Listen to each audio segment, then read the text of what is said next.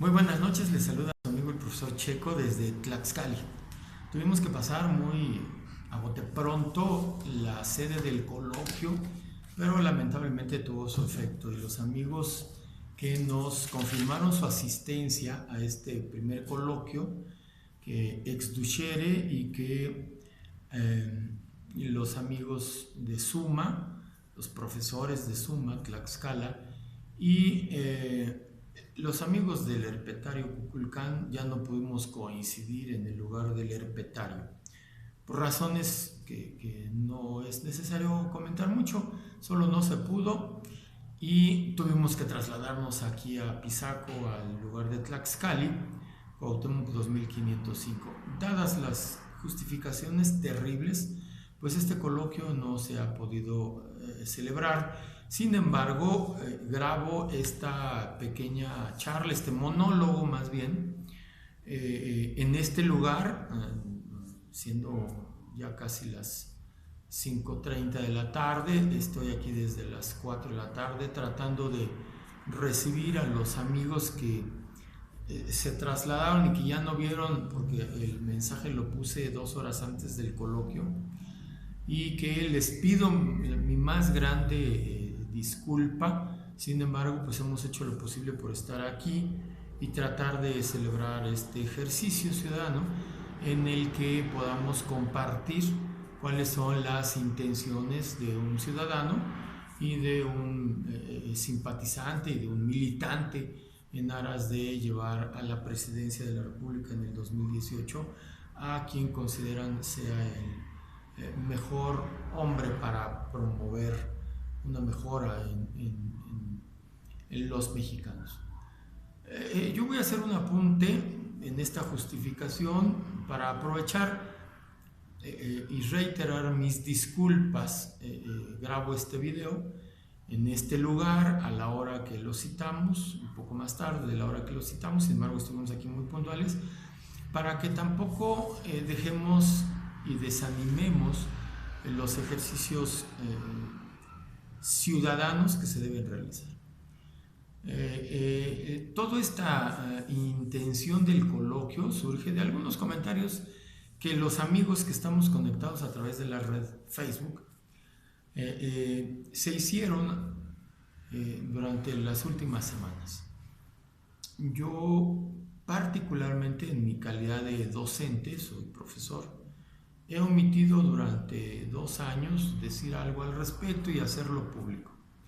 Sin embargo, las personas más cercanas a mí, amigos a quienes agradezco la deferencia de su amistad, pues me conocen y lo saben. Hace exactamente 2 años, hoy estoy cumpliendo 2 años, fui separado de mi cargo y dice la ley que tratan de imponerme sin responsabilidad del Estado. Esto quiere decir que fui separado de mi trabajo como profesor de educación física en los niveles de primaria y de preescolar, porque me negué a hacer la evaluación, pero sin un juicio laboral, sin derecho a un finiquito, sin derecho a nada. Incluso se cortaron inmediatamente todas las responsabilidades que el Estado tiene con los trabajadores al servicio del Estado, especialmente con los educadores. Un saludo a los amigos de Yucatán que me compartieron alguna información en relación a la nueva evaluación, y yo les diría, no la hagan. Están en términos de su derecho contractual, de los derechos adquiridos a través de los contratos que tristemente ahora el entregado, vendido y traidor Sindicato Nacional de Trabajadores de la Educación ha decidido no defender. Pero en aquellos contratos estamos claramente sometidos a la ley del artículo 123 apartado B, las leyes federales del trabajo.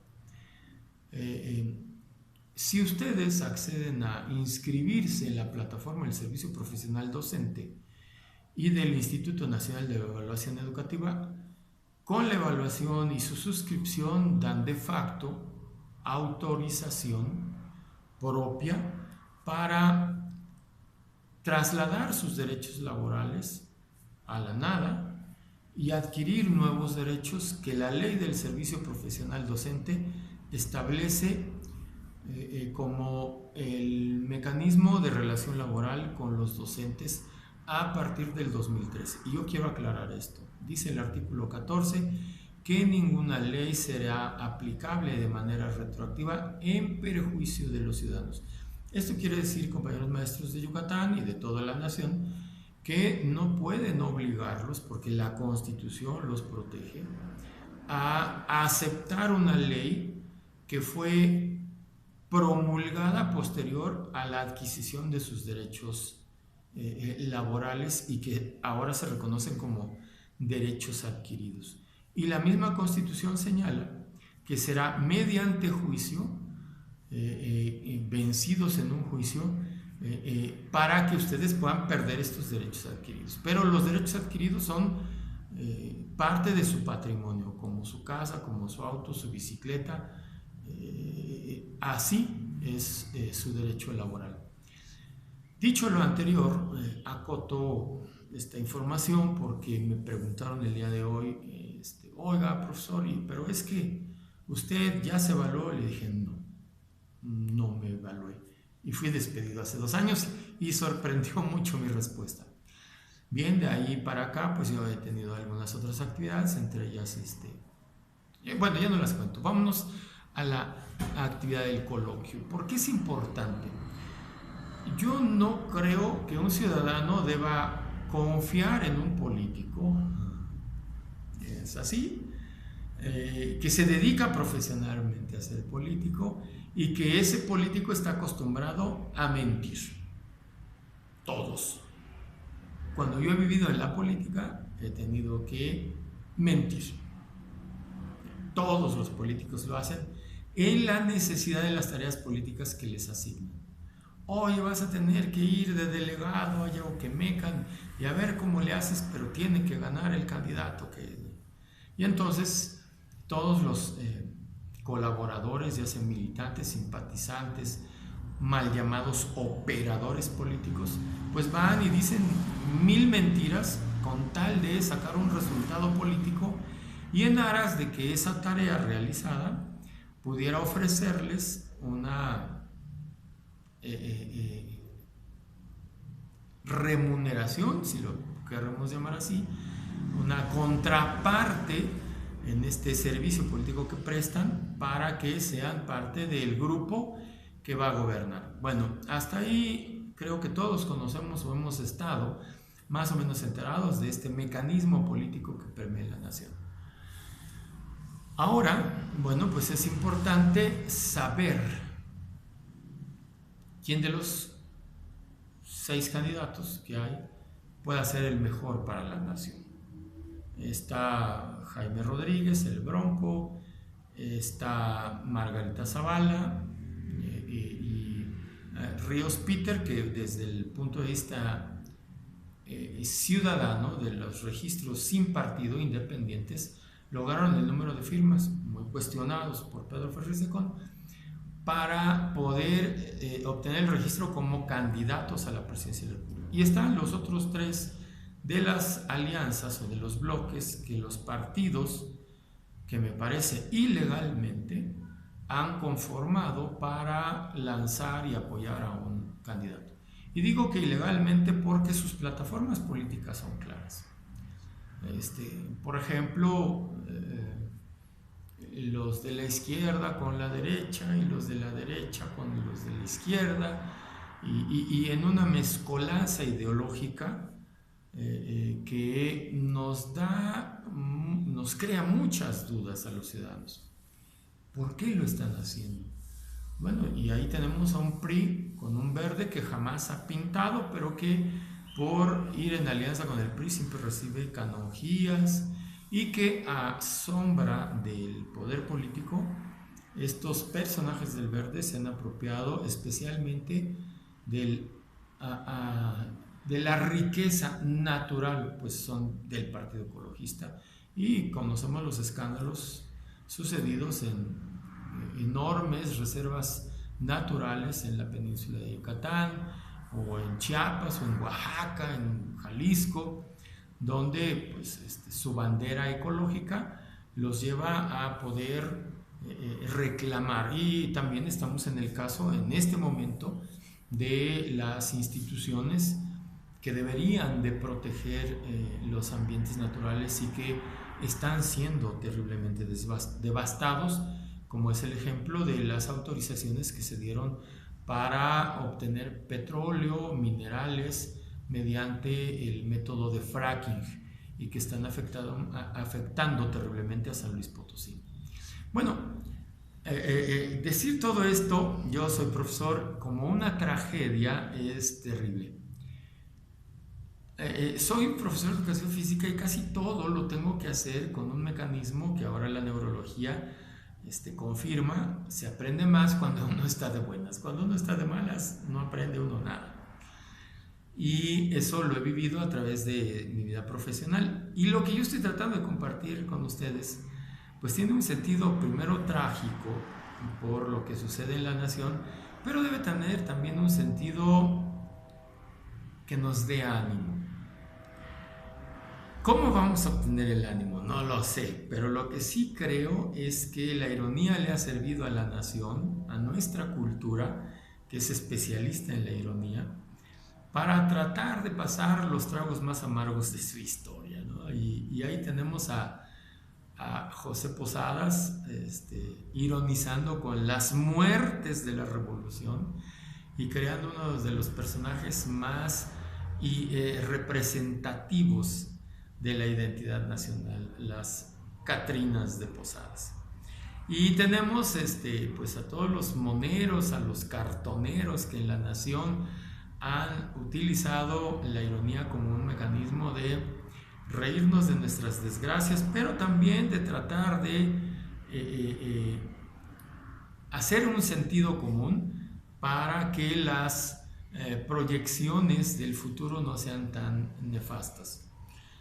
Y podemos enunciar en la carpa mexicana histórica pues a personajes que pasaron a nuestra historia no como los artistas de los tinglados, de los escenarios, sino como luchadores sociales, ¿no? Y ahí tenemos a grandes personajes de la carpa mexicana haciendo de la ironía política todo un arte. Podríamos recordar a algunos de estos personajes que ustedes ya tienen en la mente, pero no vamos a meternos en más temas. Yo solamente quiero decirles que este momento para la nación es el más trágico en sus últimos 100 años. Después de la revolución no habíamos estado tan mal y sin esperanzas. Las noticias del día de hoy de que Andrés Manuel López Obrador también es un personaje fraudulento llena a los mexicanos de miedo, porque efectivamente, digo, quien quiera limpiarle las manos a José Antonio Meade, pues tendría que hacerlo con el detergente más poderoso del planeta, y eso no es posible. José Antonio Meade en las secretarías que dejó a su paso, las dejó porque cumplió con la tarea que se le asignó, que fue la de hacerse como particular o hacerse como particulares del petróleo del pueblo, de la nación, y sin que nadie chistara, y repartir entre los políticos y los ricos el presupuesto de los apoyos y programas sociales para la gente más necesitada.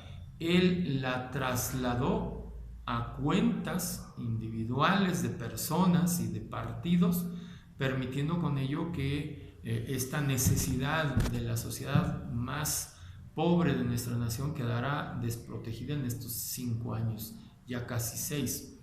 Pero no solo eso, sino que además desde la Secretaría de Hacienda permitió el abuso de los gobernadores, la mayoría priistas, para que desviaran recursos a favor del partido que él ahora representa. No olvidemos que José Antonio Meade llega al gabinete de Peña después de haber sido parte del gabinete del PAN.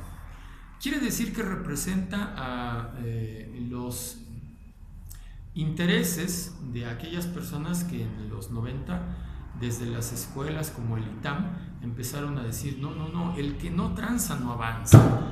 Una filosofía y una política verdaderamente penosa y asquerosa desde el contexto de lo ético y de lo legal. Somos un país que debería de estar entre las primeras 10 economías del mundo, porque de manera natural nuestros recursos, el petróleo, el oro, la plata, nos tienen en la economía número 15, y eso que se roban más de la mitad. Pero no solo eso, sino que además de que no estamos bien posicionados como economía, somos el sexto país con la deuda económica más grande de la historia. Si tuviéramos que pagarla el día de hoy, nos tardaríamos 6 meses sin comer y sin prestar servicios, destinando todo lo que la nación completa ganara desde hoy hasta dentro de medio año, porque debemos la mitad del Producto Interno Bruto, o sea, todo lo que genera la nación, el 50% de lo que genera en un año la nación, lo debemos. Son miles de millones de dólares los que ahora debe nuestro país. Y más del 25% de esta deuda se ha generado en los últimos 5 años. ¿Qué otro tenemos? Bueno, tenemos el último lugar en educación en la Organización para la Cooperación y el Desarrollo Económico, que tiene 38 naciones en su ranking. Pero además de eso, somos el país con una salud muy lastimada. Nuestro país, en solo 5 años, el 50% de la población estará ya en la adultez mayor, y en esa adultez mayor el 70% de los mexicanos padecemos obesidad y enfermedades derivadas de ella, pero el 40% padecen una terrible epidemia de enfermedades del corazón y derivada de la mala nutrición, de la obesidad y el sobrepeso, la diabetes. En México sus ciudadanos mueren en pedazos, un dedo, un pie, una pierna, y no ha habido una política pública en los últimos 15 años o 20 años que detenga el avance de este espantoso mal para la nación.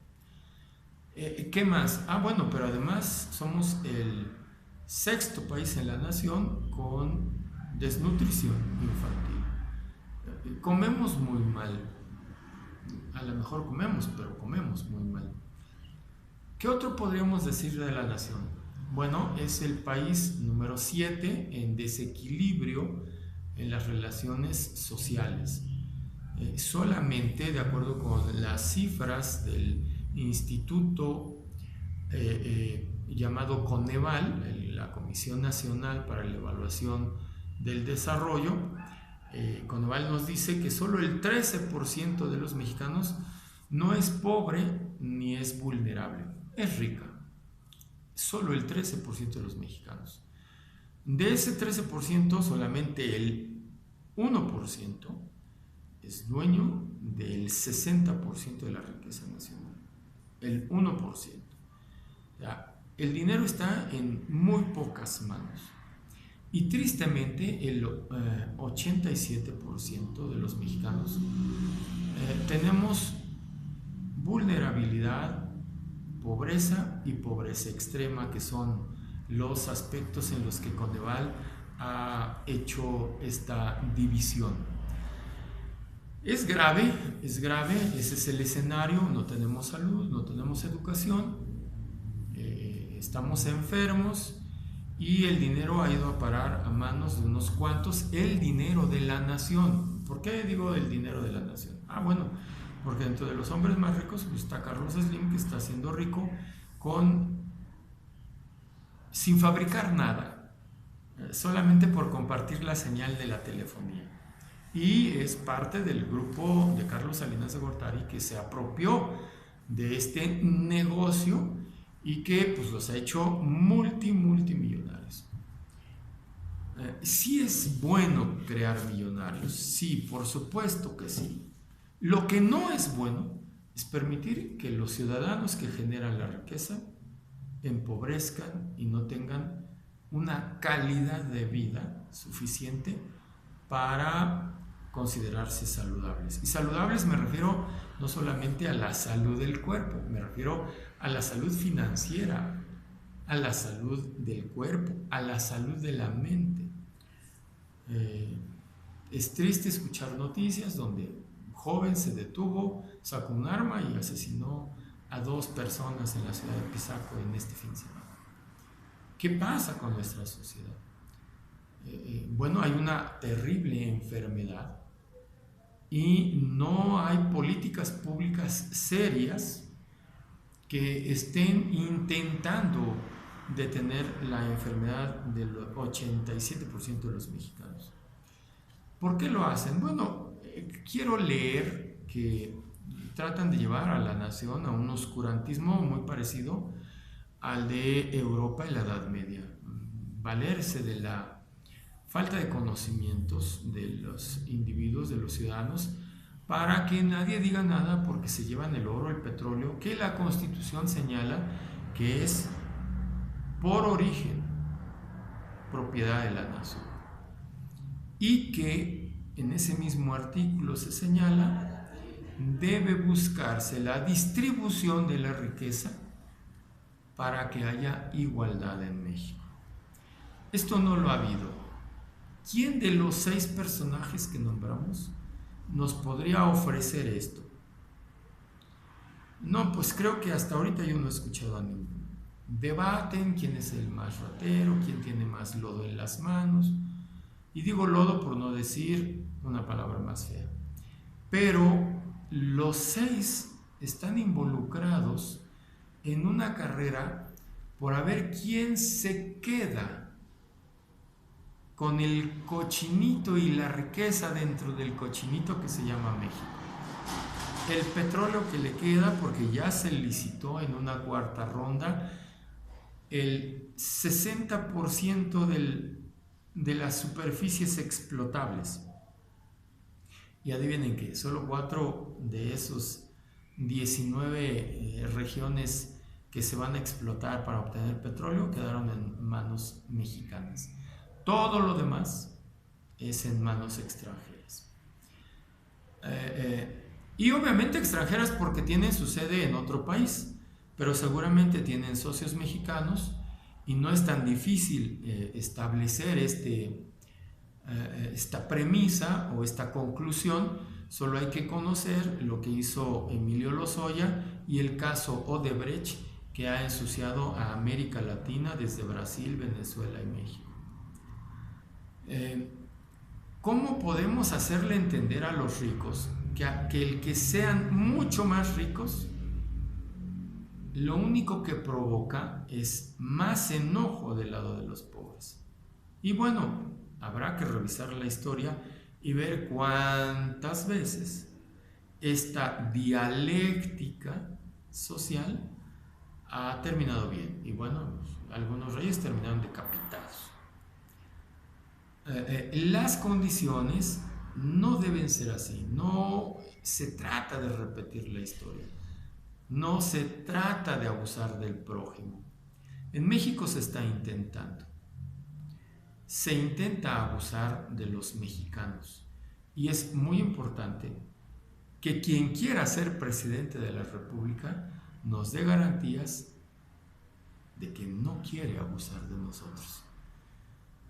Mi nombre es Checo Oropesa y pertenezco a una agrupación de educadores que se llama Exducere, y a los docentes que fuimos despedidos, que son el grupo Suma, es una senda para la unidad magisterial y que compartimos ahora por video nuestras preocupaciones para que nuestros niños no vivan un futuro de desequilibrio y de desigualdad en una nación tan rica como la nuestra.